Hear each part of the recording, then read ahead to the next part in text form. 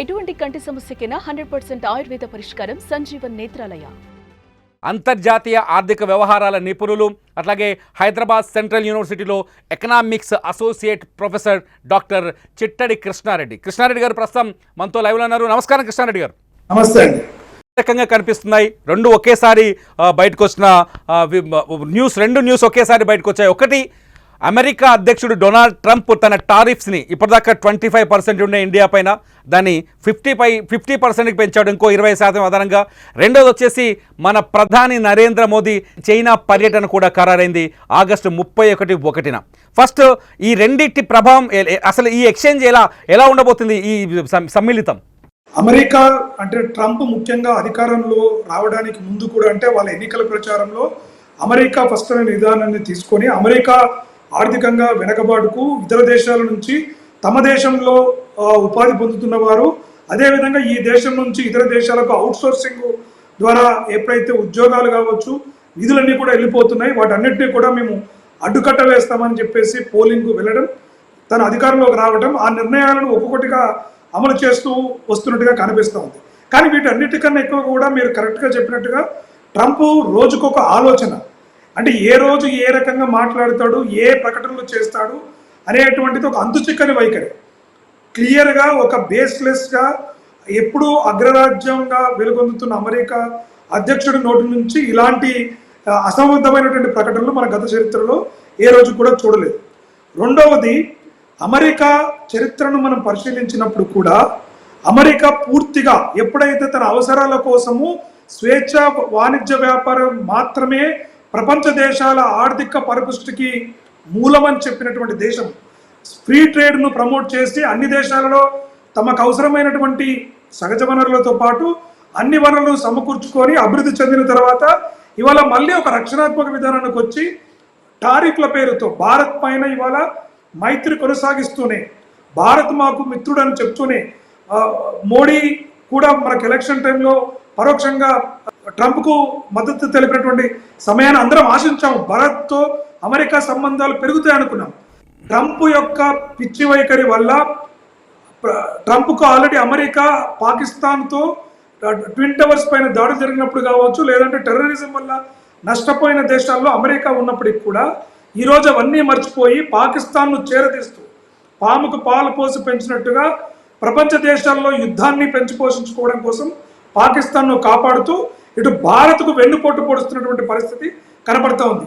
ఇవాళ అమెరికా యొక్క double standard చూసుకుంటే ఈ రోజుకు యురేనియంను రష్యా నుంచి ఎక్కువ కొనుగోలు చేస్తున్న దేశాల్లో అమెరికా ఉంది. మూడో నెంబర్ 1 థర్డ్ కంట్రీ అంటే అమెరికా ఇంపోర్ట్స్ చేసుకుంటున్న దేశాలలో యురేనియం నిల్వలు చూసుకున్నట్లయితే రష్యా నుంచి 3వ అతిపెద్ద దేశం కొనుగోలు చేస్తున్న దేశం ఏదైనా ఉందంటే అది అమెరికా. అమెరికా రష్యా నుంచి కొనుగోలు చేస్తూనే ఉంటుంది. అమెరికా రష్యాతో వ్యాపార సంబంధాలు నెలకొల్పుకుంటుంది. భారత్ను మాత్రం మీరు రష్యాతో పెట్టుబడులు పెట్టకూడదు, అక్కడ ఉక్రెయిన్లో సామాన్య పౌరులు చనిపోతున్నారని ముసలి కన్నీరు కారుస్తూ మరి అదే పాకిస్తాన్ భారతదేశం పైన దండు చేసి అమాయకులైనటువంటి ముఖ్యంగా మతాన్ని ప్రాతిపదికన చేసుకొని హిందువులను ఊచకోత కోసినట్టుగా ప్రాణాలు తీసినప్పుడు కనిపించేటువంటి మారణహోమం ఆ దేశ సైనాధ్యక్షుని పిలిపించి విందులు ఇచ్చేటువంటి పరిస్థితి కనపడుతున్నప్పుడు కేవలం ఇది అమెరికా అగ్రరాజ్యము తన ఒక పిచ్చికి, ఇప్పుడు మీరు భారత్ డెడ్ ఎకానమీ అన్నాడు కదా, పిచ్చోడి చేతులు రాయన్నట్టు అది అమెరికానే డెడ్ ఎకానమీలో ఉంది. దానికి కారణాలు చెప్తాను. ఒకటి, కరెంట్ అకౌంట్ డెఫిసిట్ అని ఉంటుంది. ఎప్పుడైతే వస్తు సేవల ఉత్పత్తి ప్రపంచ దేశాలకు ఎంత ఎగుమతి చేసుకుంటామో దిగుమతి చేసుకుంటాం అనేది, అమెరికా అనేటువంటిది గత 3-4 దశాబ్దాలుగా కరెంట్ అకౌంట్ డెఫిసిట్లో ఉన్న ఏకైక దేశము. దాన్ని ఒక కన్స్యూమర్ స్టేట్గానే కంట్రీ లాగా చూస్తున్నటువంటి పరిస్థితి ఉంది. బయట దేశాలతో ఎందుకు, భారత్తోనే, భారత్ నుంచి భారతే ఎక్కువగా అమెరికాకి ఎగుమతి చేసుకుంటుంది. అంటే అమెరికా లాంటి సంపన్న దేశము భారతదేశం దగ్గర ఎక్కువ కొనుగోలు చేస్తుంది, మనం వాళ్ళ దగ్గర తక్కువ కొనుగోలు చేస్తున్నాం. ఇవాళ ఈ పిచ్చి ఆంక్షల వల్ల స్వల్పకాలంలో అమెరికాకు కానీ భారత్కు కానీ చైనా రష్యాకు కానీ స్వల్పకాలిక ఒడిదుడుకులు ఉండొచ్చు. కానీ అమెరికా యురేనియం కొనుగోలు చేస్తుంది రష్యా నుంచి యురేనియం కొనుగోలు చేస్తున్న అతిపెద్ద దేశాలు అమెరికా 3వ స్థానంలో ఉంది. ఉక్రెయిన్కి ఎందుకు మద్దతు ఇస్తుంది అటువంటి అమెరికా? ఉక్రెయిన్ని అంటే నాటో దేశాలు ప్రభావితం కావద్దన్నది పుతిన్ స్టాండ్ చాలా క్లియర్గా ఉంది. ఉక్రెయిన్ ప్రభావితం అవుతుంది, నాటోకు దగ్గర అవుతుంది, అది రష్యా ఉనికికి ప్రమాదం అవుతుంది అనేది యుద్ధానికి మూల కారణం. పుతిన్ పదే పదే చెప్తున్నారు ఈ మాట. అటువంటి ఇష్యూలో అమెరికా ఎందుకు చర్చలకు రాలేకపోతుంది? ఎందుకు పుతిన్ని బెదిరిస్తున్నాడు? రష్యాకి అనుకూలంగా ఉన్న దేశాలని భయపెట్టాల్సిన భయం ఎందుకు వచ్చింది అమెరికాకి?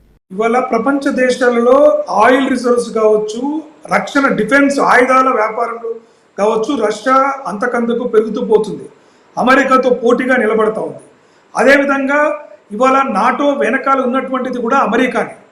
ఎప్పుడైతే ఉక్రెయిన్కి ఇంత ఆ చిన్న కంట్రీ ఇవాళ వారితో సమానంగా పోరాడగలుగుతుందంటే అమెరికా లాంటి దేశం బ్యాకప్ ఇవ్వడం. ఎందుకంటే ఇటు ఈ పెద్ద దేశాన్ని పూర్తిగా అమెరికా కన్నుసన్నల్లో ఉంచుకోవాలంటే ఉక్రెయిన్ లాంటి ఒక స్ట్రాటజిక్ లొకేషన్ కనుక నాటో దేశాల కంట్రోల్లో కనుక ఉన్నట్లయితే రష్యా పైన అటాక్ చేయడానికి ఏ రోజైనా యుద్ధ వాతావరణం వస్తే సరిహద్దు దేశాలతోని, మనకు భారత్తో చైనా ఎట్లయితే సరిహద్దుతోని ఈ 1 బెల్ట్ 1 రోడ్ కావచ్చు, రకరకాల పద్ధతుల్లో చైనా సరిహద్దు విషయంలో చేస్తున్న నాటకాల లాగానే అమెరికా కూడా రష్యా చుట్టూ ఒక వలయాన్ని ఏర్పరిచి తన గుప్పిట్లో పెట్టుకోవడానికి అటు రష్యాని కానీ అమెరికాని కానీ చేస్తున్న ఎత్తుగడులు. అక్కడ ఆల్రెడీ చైనాను ప్రపంచ దేశాల్లో చులకన చేసింది, రష్యా పైన అనేక సాంక్షన్లు విధించింది.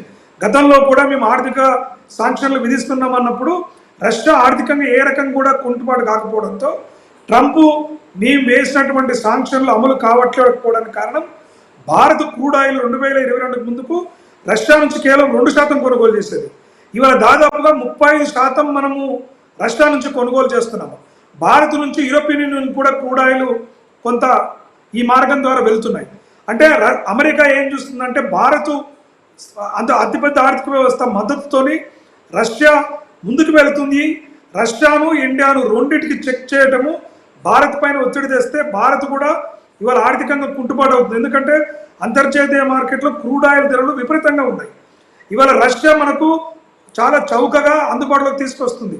మరి అదే ట్రంప్ మన ఆర్థిక వ్యవస్థ కనుక ఆలోచిస్తే అమెరికా ఎంత పెద్ద ఎత్తున మనకు కొనుగోలు చేయడానికి క్రూడ్ ఆయిల్ ఎంత ఎగుమతి చేయగలుగుతుంది, రష్యా ఇచ్చిన దానికి సమాన ధరంగా ఇస్తుందా చెప్పాలి. లేదా కృష్ణారెడ్డి గారికి ఒక ప్రశ్న ఉత్పన్నం అవుతోంది.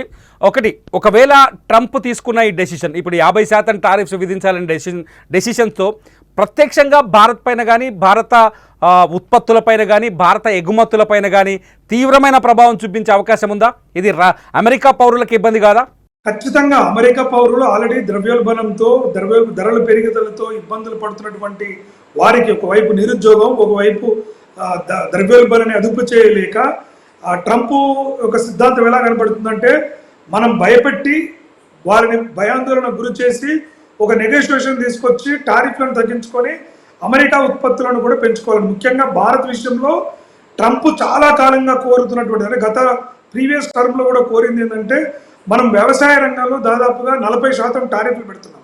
35 నుంచి 40% అమెరికా నుంచి వ్యవసాయ రంగ ఉత్పత్తులు, అది టెక్నాలజీ కానీ ఉత్పత్తులు కానీ ఏవి కూడా భారతదేశంలోకి రావాలంటే 40% పన్నులు పెడుతున్నాం. ఎందుకంటే అమెరికాలో ఉన్నటువంటి ఆధునిక వ్యవసాయ పద్ధతులు, అక్కడ ఉండేటువంటి పంట విధానాలతో భారతీయ రైతులు పోటీ పడలేరు. కాబట్టి భారత్ వాటికి సుముఖంగా లేదు. కానీ ట్రంప్ కోరుతుంది ఏంటంటే మీరు వ్యవసాయ రంగాన్ని కూడా, ఐటీని, ఇండస్ట్రీస్, సర్వీస్ సెక్టార్ని ఎట్లయితే వదిలేసినారో ఈ వ్యవసాయ రంగాన్ని కూడా మాకు వదిలేయండి.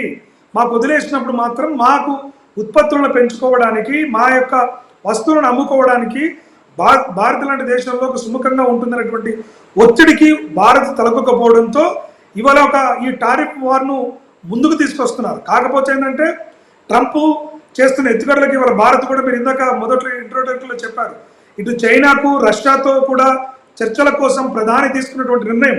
ఎందుకంటే ఇవాళ ఓన్లీ ఈ 3 దేశాలు అడగాలనుకుంటున్నాను, ప్రపంచ దేశాలు అన్నిటిపైన కూడా టారిఫ్లను వేస్తూ ఇష్టానుసారంగా చేస్తున్నటువంటి విధానానికి చెక్ పెట్టడానికి, తిరుగుబాటుకు ఒక ముందడుగా మనం చూడవచ్చు. భారత్, చైనా ఈ బ్రిక్స్ దేశాలు కనుక అమెరికా మీద తిరగబడి మనం కూడా అంతే డబుల్ టారిఫ్ను కనుక చేస్తామని చేస్తే అమెరికా ఆర్థిక వ్యవస్థ కుప్పగూలిపోతుంది. దాంట్లో ఎటువంటి సందేహం లేదు. ఎందుకంటే ట్రంపే పదే పదే చెప్తున్నాడు, వేరే వాళ్ళు లేకుంటే వేరే గణాంకాలు అవసరం లేదు, మా ఆర్థిక వ్యవస్థ చిన్న భిన్నంగా ఉంది, మా పౌరులకు ఉద్యోగాలు లేవు, మా దగ్గర వస్తు సేవలు లేవు అని చెప్తూ ప్రపంచ దేశాలతో ఈ ఘర్షణ వైఖరి వల్ల ఆర్థిక వ్యవస్థ కుంటుపడుతుంది తప్ప మెరుగుపడదు. మనకు ఒక డెవలప్మెంట్ కనిపిస్తుంది. తాజాగా భారత ప్రధాని మోదీ నెలాఖరు అంటే ఆగస్టు 31వ తేదీన షాంఘై వెళ్తున్నారు, బీజింగ్ వెళ్తున్నారు. అక్కడ షాంఘై కోఆపరేషన్ సొసైటీ మీటింగ్ జరుగుతుంది. సో ఈ భేటీలో ట్రంప్ అంశం తెరపైకి చర్చకు వచ్చే అవకాశం ఉందా? పుతిన్ కూడా భేటీ అయ్యే అవకాశం ఉంది. భారత్కి చైనాకి మధ్య ఉన్న వైరం కొంత తగ్గే ఛాన్సెస్ ఉన్నాయి. ఎందుకంటే మొన్న రాజ్నాథ్ సింగ్ వెళ్ళినప్పుడు కొంత సుముఖమైన వాతావరణం కనిపించలేదు. ఈసారి ఈ ట్రంప్ అడ్డగోలు నిర్ణయాల తర్వాత పుతిన్తో చర్చల తర్వాత కొంత సుముఖమైన పరిస్థితులు ఏర్పడే అవకాశం ఉందా?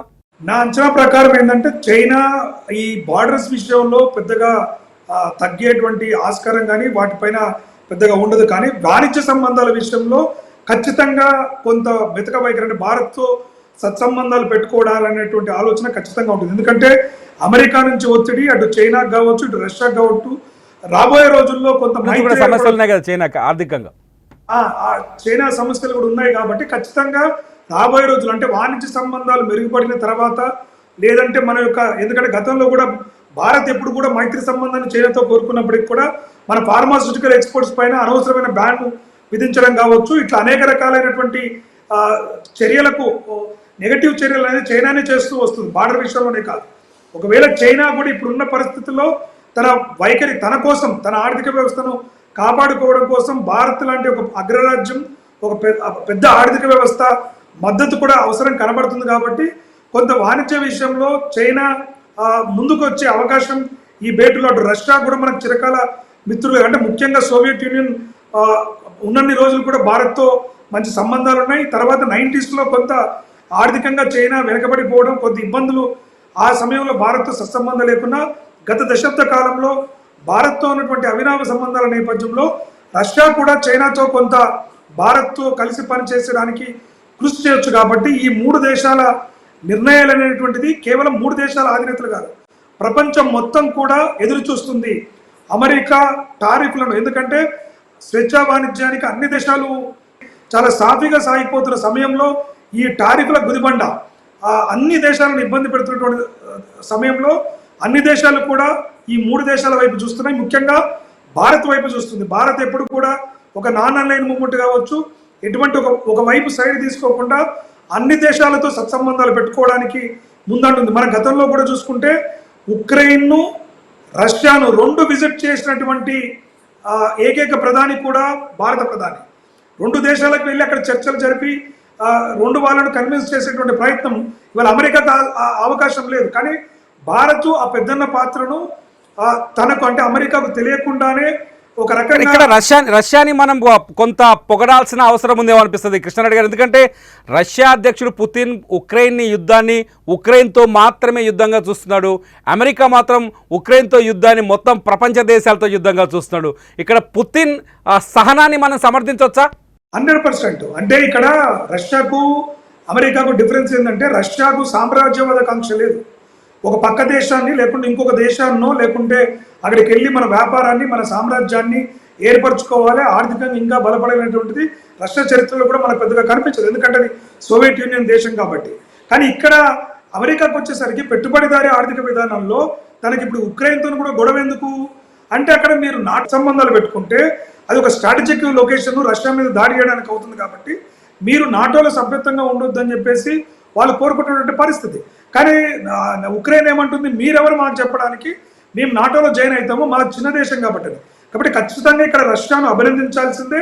అమెరికా లాంటి స్వార్థపూరిత దేశం ఈ ప్రపంచంలో అంచ దేశాల అన్ని వినాశాలకు, అంటే ఇవాళ మనము వాతావరణంలో కోపు అగ్రిమెంట్లో కూడా, మనం ఫ్రాన్స్లో ప్యారిస్లో జరిగిన అగ్రిమెంట్లో ఇవాళ గ్లోబల్ వార్మింగ్ జరుగుతుంటే మేము పెట్టుబడులు పెట్టము, అది గ్లోబల్ వార్మింగ్ అనేది ఒక బుల్షిట్, మేము అసలు కోప్ అగ్రిమెంట్స్తో మాకు సంబంధం లేదు, మీ పేద దేశాలే మీరు చేసుకోండి, మేము దాని మీద అసలు రిన్యూవబుల్ ఎనర్జీ గురించి కానీ, క్లీన్ ఎనర్జీ కానీ, ఈ పర్యావరణం గురించి కానీ మాకు సంబంధం లేనటువంటి ఒక నిర్లక్ష్య వైఖరిలోనే ఆ రోజే ప్రపంచ దేశాలను ఖండించాల్సిన అవసరం ఉండే. ఇవాళ స్వల్పకాలంలో భారత్ యొక్క రూపీ అమెరికాతో తక్కువ అవుతుందా, ఎక్కువ అవుతుందా, లేకుంటే ఆర్థికంగా కొంత ఇబ్బందులు జరిగినప్పటికీ కూడా ఇలాంటి అమెరికా పర్టికులర్గా ట్రంప్ రీజియంలో నడుస్తున్న ఆర్థిక విధానాలని సమాజంలోని ప్రతి పౌరుడు అర్థం చేసుకోవాల్సిన అవసరం ఉంది. ఆ విధంగా భారత ప్రభుత్వం తీసుకున్నటువంటి నిర్ణయాలను కూడా సూక్ష్మంగా గ్రహించుకొని మద్దతు తెలపాలి. కానీ ఈ దేశంలో కొంతమంది నాయకులు పాశ్చాత్య దేశాల నాయకుల మెప్పుల కోసం ఈ దేశ ఉనికిని, ఈ దేశ సార్వభౌమత్వాన్ని ప్రత్యక్షంగానో పరోక్షంగానో చులకన చేసేటువంటి నాయకులను తిప్పికొట్టాల్సిన అవసరం ఉంది. ఇది భారతదేశ ఔన్నత్యానికి, భారతదేశ సావరెంటీకి సంబంధించినటువంటి విషయంగా కూడా గుర్తించాల్సిన అవసరం ఉంది. లాస్ట్ క్వశ్చన్, ఈ డిబేట్లో లాస్ట్ క్వశ్చన్ అడగాలనుకుంటున్నాను. ఒకటి, భారతదేశానికి సంబంధించిన సాఫ్ట్వేర్ ఇంజనీర్లు కావచ్చు, చాలామంది ఎన్ఆర్ఐలు కావచ్చు, ఎంత పక్కన పెడితే వ్యక్తిగతంగా మనుషులపైన లేకపోతే అక్కడ జీవిస్తున్న వాళ్ళు కావచ్చు, అక్కడ నుంచి ఉన్న సోర్సెస్తో ఇక్కడ పనిచేస్తున్న వాళ్ళు కావచ్చు, సాఫ్ట్వేర్ కంపెనీలు కావచ్చు, ఈ ఎఫెక్ట్ అయ్యే ఛాన్సెస్ ఉందా ఈ ట్రంప్ టారిఫ్స్ తోటి? ట్రంప్ టారిఫ్స్తో కొంత మేరకు ఇబ్బంది కలుగుతుంది. ఎందుకంటే ఎప్పుడైతే టారిఫ్లు ఎక్కువగా అవుతాయో కొంత కాస్ట్లీ అవుతాయి, వాళ్ళ ఎక్స్పోర్ట్స్ తగ్గిపోతాయి. ఎప్పుడైతే ముఖ్యంగా భారతదేశంలో ఉన్న ఎగుమతిదారులు అమెరికాను బేస్ చేసుకొని చేస్తున్నటువంటి స్పైసెస్ కావచ్చు, ఇవాళ బాస్మతి రైస్ లాంటివి కావచ్చు, కొంతమంది ఇండియన్స్ తీసుకునేది కొంత ఒత్తిడికి, కొంత ధరల పెరుగుదలకు ఆస్కారము ఉంటుంది. కానీ ఓవరాల్గా ఎంప్లాయీస్ విషయానికి వస్తే అమెరికాలో నివాసము ఆల్రెడీ శాశ్వత నివాసమే, గ్రీన్ కార్డ్ హోల్డర్స్కి పెద్దగా ఇబ్బంది లేదు. కానీ ఇప్పుడు కొత్తగా వెళ్ళి అక్కడ గ్రీన్ కార్డు పొందాలనుకున్నా, అక్కడ చదువుకుంటున్నటువంటి వాళ్ళు అక్కడే ఉపాధి పొందాలనే కోరుకునే వారికి ఖచ్చితంగా కొంత ఇది ఒక ట్రబులెంట్ టైంగానే చూడాలి. ఎందుకంటే ట్రంప్ చాలా కఠినంగా వైఖరి అవలంబిస్తున్నాడు కాబట్టి కొంత తాత్కాలికమైన ఇబ్బందులు ఖచ్చితంగా మనం రాబోయే ఇంకా 1-2 సంవత్సరాలు ఈ ట్రంప్ నిర్ణయాలు మనకంటే మొన్నటి వరకు ఎట్లా ఉండే ఇది ఒక బెదిరింపేనేమో స్వల్పకాలికం అనుకున్నాం. కానీ ఇప్పుడున్న పరిస్థితులు చూస్తే ట్రంప్ పూర్తి సమయకాలము ఈ ఒడిదొడుకులతోని చేసే పరిస్థితి ఉంది. కాబట్టి కొంత అమెరికాతో ఉన్న సంబంధాలలో ఒడిదొడుకులు ఎదుర్కొన్న యూరోపియన్ యూనియన్ కావచ్చు, మిగతా దేశాలతో భారత్ ఉన్నటువంటి సంబంధాల విషయంలో కావచ్చు, అక్కడ పెట్టుబడులు పెట్టాలనుకున్నా, అక్కడ ఉద్యోగాల కోసం వెళ్ళాలనుకునేవారు అమెరికానే కాకుండా ప్రత్యామ్నాయ దేశాల వైపు గనక ఫోకస్ చేస్తే వారికి ఉన్నటువంటి స్కిల్స్, నైపుణ్యాలకి తగినటువంటి ఉపాధి ఆదాయాలు సమకూరుస్తే ఎటువంటి ఇబ్బంది ఉండేటువంటి ఆస్కారం లేదు. Thank you very much Krishna Reddy garu, మీ విలువైన సమయాన్ని మా కోసం కేటాయించినందుకు ధన్యవాదాలు.